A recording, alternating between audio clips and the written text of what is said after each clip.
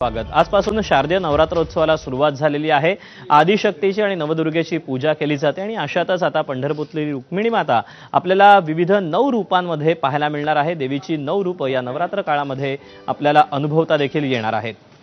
आज पहिल्या माळेला रुक्मिणी मातेला हिरे आणि मोत्यांचे ठेवणीतले दागिने परिधान करण्यात आले होते, तर विठुरायाला देखील मोत्यांच्या दागिन्यांचा साज हा चढवण्यात आला होता।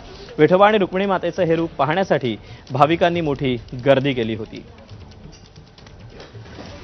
आणि रुक्मिणी मातेनंतर आपण दर्शन घेणार आहोत करवीर निवासिनी अंबाबाईचं।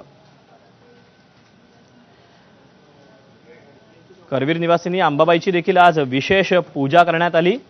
महाविद्या श्री कमला लक्ष्मी माता रूपात आज अंबाबाईची अशी आकर्षक पूजा ही मांडण्यात आली होती। ही पूजा पाहण्यासाठी भाविकांनी मोठी गर्दी केलेली होती।